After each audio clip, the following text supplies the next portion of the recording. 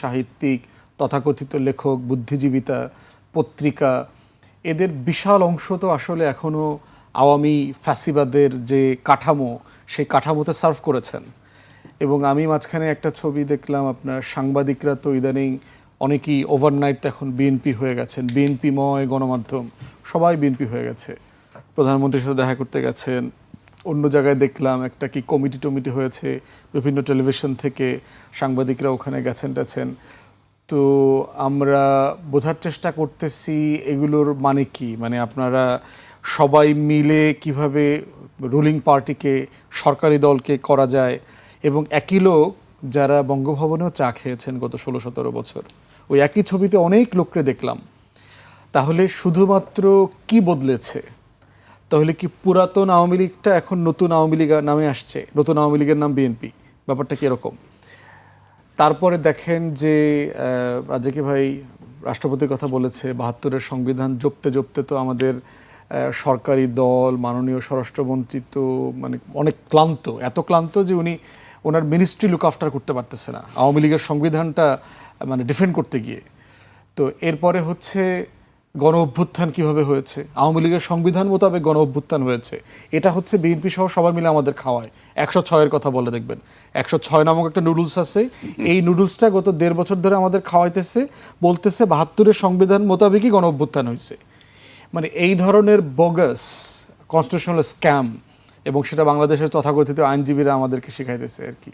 তো প্রশ্ন হচ্ছে, পলিটিক্যালি আওয়ামী লীগ ডেড, পলিটিক্সে Awami League is a dead case.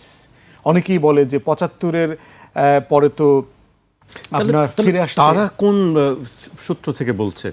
ওই যে আপনার সাবেক দুজন উপদেষ্টা, এই যে কোরবানি আসতেছে কদিন পরে, দেখবেন যে গরু জবাই হয়ে যাওয়ার পরেও দেখবেন গরু অনেকক্ষণ ধরে নড়ে, ফুসফাস করে, হাত লড়ায়, পাও লড়ায়, আপনি কন্টিনিউ দেখবেন যে এটা হচ্ছে যে আওয়ামী লীগের ওই ফুসফাস জিনিসটা আপনারা দেখতে পাচ্ছেন।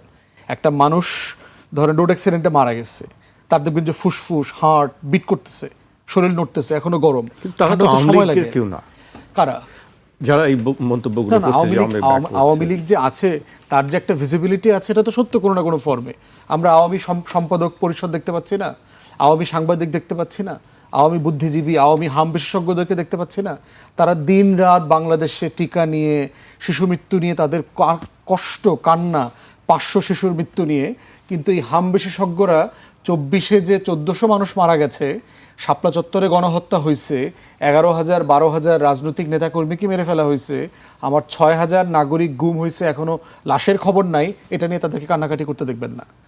কিন্তু 400 শিশুর গুম নিয়ে, মানে হামের আক্রান্ত নিয়ে তারা খুবই কান্নাকাটি করতেছে এই হাম বিশেষজ্ঞরা।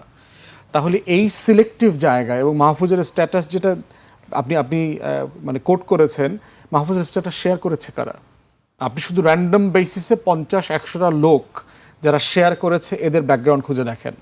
এই আওয়ামী, বাম, দিল্লি, কলকাতার বাঙালি সংস্কৃত, রবীন্দ্র পূজারী, শাহবাগী, মানে এই যে কাঠামোটা আছে, যেই কাঠামোটা অভ্যুত্থানকে ফেস করতে হয়েছে, সেই কাঠামোর লোকজনই এগুলো করছে। এর মানে কি আওয়ামী লীগ ফিরবে না? আওয়ামী লীগ ফিরবে না, প্র্যাকটিক্যালি পসিবল না।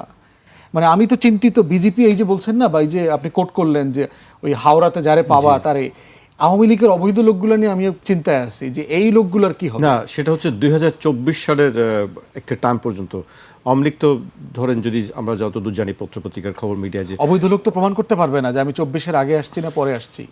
আওয়ামী লীগের লোক তো অধিকাংশ 50,000-এর উপরে ধরেন সীমান্ত পার হয়েছে, তো অবৈধভাবে পার হয়েছে। সীমান্ত খোলা ছিল, বিএসএফকে ইনস্ট্রাকশন দেওয়া ছিল, আমাদের বিজিবির লোকজন গাড়িতে কইরা পোশাক পরায়া এমপি মন্ত্রীদেরকে পার করছে, ওই পারে দিয়ে আসছে, একদম পেট্রাপোলে দিয়ে আসছে। তাহলে এখন আপনি যেগুলো অবৈধভাবে গেছে, গরিব আওয়ামী লীগ যেগুলো, সেগুলো কেমনি প্রমাণ করব যে ভাই আমি বিমানে আসছিলাম, অবৈধ হয়ে গেছি, এই সিচুয়েশন, এই যে কাগজ আছে, টিকিট আছে? টিকিট দেখাতে পারবে না তো।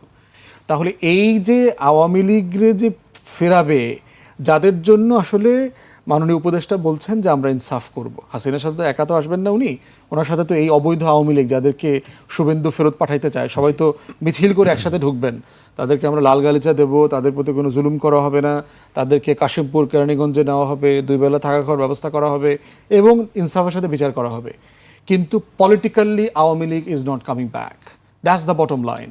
আপনি শুধু ওই প্রশ্ন আনবেন, আপনি শুধু কারিনার মৃত্যুটা দেখেন, কারিনার মৃত্যুকে নিয়ে যারা হাহাহিহি করছে না, এর অ্যাগেনস্টে সারা বাংলাদেশ, অনলাইন, ইয়াং, ওল্ড, পুরো জেনারেশন কীভাবে ইউনাইটেড হয়ে গেছে দেখেছেন জুলাইয়ের প্রশ্নে। কারিনাকে আমরা ভালোবাসি কেন? কারিনা কি মানে আমি তার নামও জানতাম না এর আগে। তার বাবাকে চিনি, তার দাদিকে চিনি, বিখ্যাত মানুষ, কিন্তু তাকে তো চিনতাম না।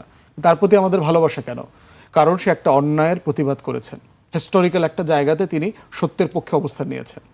অতএব জুলাই কত পাওয়ারফুল ইয়াং জেনারেশন এবং অনলাইনে, এই পুরো বাংলাদেশি বাস্তবতায় এইটা 60 ঊর্ধ্ব রবীন্দ্র পূজারী, শাহবাগী শুভেন্দুরা টের পাচ্ছে না, বুঝতে পারতেছে না। তারা কদিন পর পর টোকা দেয়, টোকা দিয়ে দেখে যে কি অবস্থা, জুলাই ফিরে আসতেছে কিনা, না আওয়ামী লীগ ফিরে আসতেছে। Awami League is not coming back. Issue হচ্ছে কারো প্রতি যেন জুলুম না হয়, দ্যাটস ইম্পর্ট্যান্ট।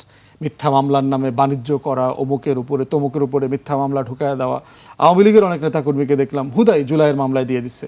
আপনার কোনো প্রয়োজন নাই, তাকে আপনি তো ন্যায্য মামলা দিতে হবে, সেইটা অন্য আলোচনা। নাগরিক আকারে কারো প্রতি অবিচার করা যাবে না, বাট পলিটিক্যাল প্রজেক্ট আকারে, প্রকল্প আকারে 75-এর সাথে 24-কে মেলানো যাবে না। 75-এ আওয়ামী লীগ ভিকটিম ছিল, শেখ মুজিব সপরিবারে মারা গেছে। এইবারে 24-এ শেখ হাসিনা পলাইছে, এক না গোষ্ঠী শুদ্ধা পলাইছে। দ্বিতীয়ত হচ্ছে শেখ মুজিবের সাথে রাজনীতি দেখে বড় হওয়া শেখ হাসিনা, শেখ রেহানা বেঁচে ছিল এবং তারা বাংলাদেশে বড় হয়েছে। শেখ হাসিনার বয়স এখন 80+। তার পরিবারের যারা আছে সবাই বিদেশি নাগরিক, লম্বা সময় কেউই বাংলাদেশে ছিলেন না, জন্ম থেকে যারা বাইরে